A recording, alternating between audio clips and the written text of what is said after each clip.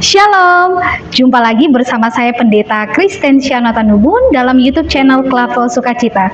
Saya akan membagikan kebenaran firman Tuhan bagi para pemirsa Klavos. Tapi sebelum kita membaca dan merenungkan firman-Nya, mari kita berdoa. Tuhan Yesus, firman yang hidup, terima kasih karena tiap-tiap hari Tuhan izinkan kami untuk terus mendengarkan firman-Mu. Kami rindu supaya firman-Mu itu tidak hanya kami dengarkan saja, tapi akan kami simpan dan melalui Roh Kudus dapat kami berlakukan. Oleh karena itulah setiap kami bermohon, ya Roh Kudus tinggallah dalam hati kami, berotoritaslah supaya firman-Mu itu betul-betul berdaya guna dan memiliki kemampuan yang luar biasa untuk mengubahkan hidup kami semakin menjadi sama seperti Kristus, dan kami belajar menjadi berkat bagi banyak orang. Demi Kristus Yesus firman yang hidup, kami berdoa. Amin. Pembacaan Alkitab yang terpilih bagi kita terambil dari Alkitab Kudus Perjanjian Baru, 2 Korintus pasal 10 ayat 7 hingga ayatnya yang ke-8. Sekali lagi 2 Korintus pasal 10 ayat yang ke-7 hingga ayatnya yang ke-8. Lembaga Alkitab Indonesia memberikan judul Sikap Paulus. Ayatnya yang ke-7.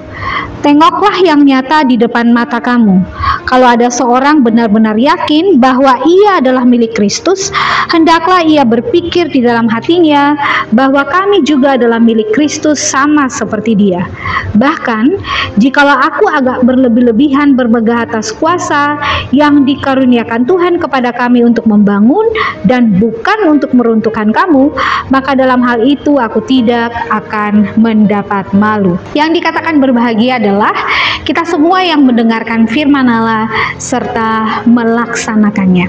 Tema yang saya pilih untuk kita renungkan secara bersama-sama saat ini saya beri judul, otoritas dari Allah adalah untuk membangun dan bukan untuk meruntuhkan. Pemirsa Klavos Sukacita yang diberkati Kristus, memulai dengan renungan saya di saat ini, saya hendak membagikan sebuah ilustrasi mengenai seorang karyawan di sebuah perusahaan yang ditunjuk oleh perusahaannya untuk menjadi ketua tim dalam sebuah proyek besar yang harus mereka kerjakan dalam waktu dekat.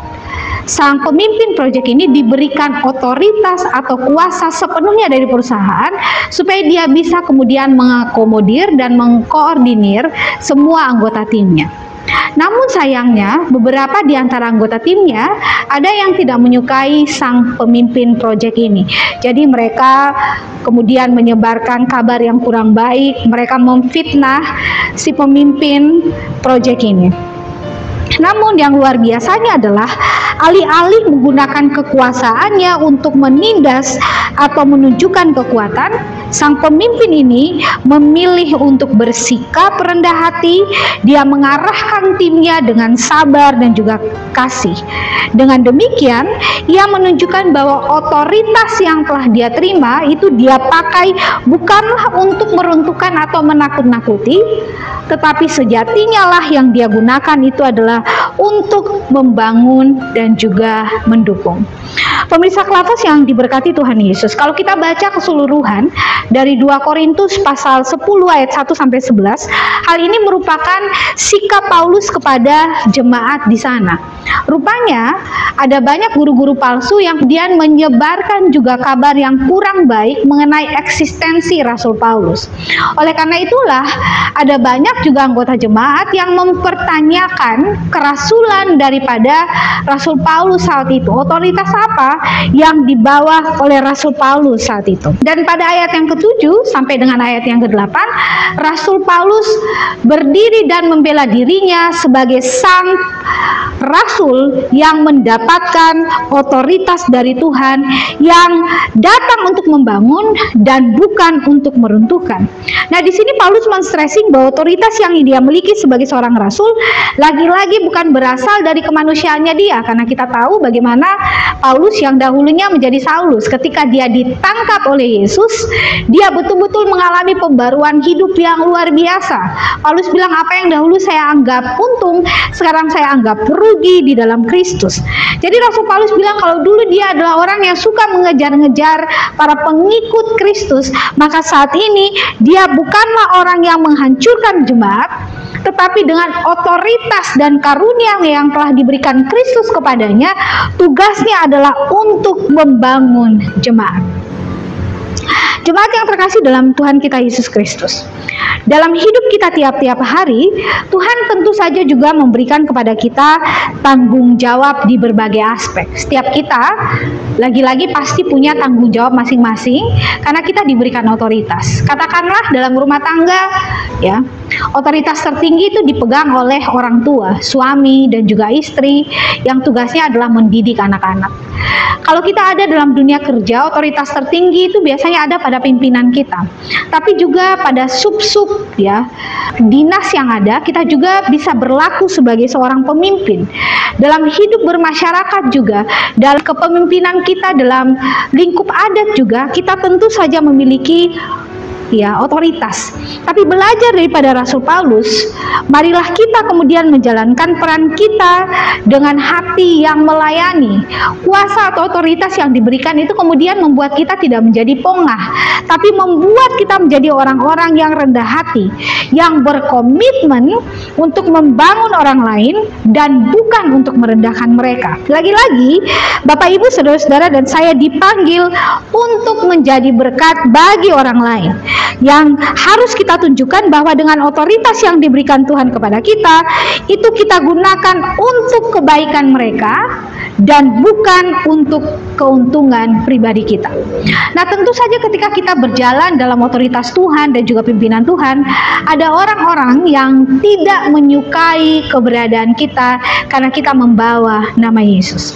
Pada ayat yang ke-8 dari pembacaan ini, Rasul Paulus dengan tegas mengatakan bahwa jikalau aku agak berlebih-lebihan bermegah atas kuasa yang dikaruniakan Tuhan kepada kami untuk membangun dan bukan untuk meruntuhkan, dan seterusnya di bagian akhir dibilang, maka dalam hal itu aku tidak akan mendapat malu.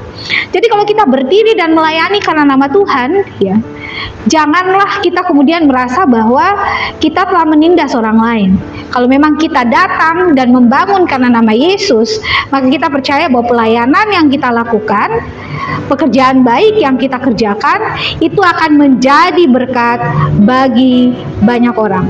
Ingat, tentu saja dunia akan mencemooh kita, tapi kalau kita berdiri karena nama Yesus, kita datang dalam kerendahan hati, kita datang, yang menjadi kunci adalah kita datang dalam kasih Kristus, maka kita percaya bahwa semua yang kita lakukan dan kita kerjakan dalam nama Tuhan itu sama sekali tidak akan diruntuhkan, tetapi akan membangun. Tuhan Yesus memberkati. Amin. Mari berdoa.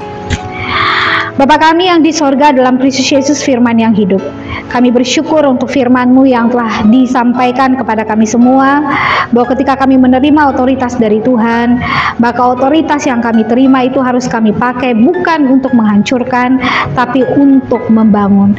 Tolong kami juga supaya tetap kuat, teguh, dan setia kepada-Mu, sekalipun ada banyak orang yang tidak menyukai Engkau, ya Allah, melalui kami. Tapi tolonglah kami, supaya kebaikan, kesetiaan, kerendahan hati selalu kami tunjukkan di dalam kasih kami kepadamu. Terima kasih Tuhan Yesus. Saat ini hamba berdoa menyerahkan semua pemirsa Klavos Sukacita dimanapun mereka berada, yang selalu setia untuk mengikuti YouTube channel ini. Tuhan Yesus memberkati mereka semua, tiap-tiap pribadi, baik sebagai orang tua, baik sebagai orang muda, baik sebagai anak-anak. Tuhan sertai langkah hidup mereka. Saya berdoa juga saat ini, kalau sekiranya ada para pemirsa yang sedang sakit, mari Tuhan jamah, Tuhan sembuhkan. Ada para pemirsa yang sedang mencari pekerjaan, mari Tuhan buka jalan bagi mereka.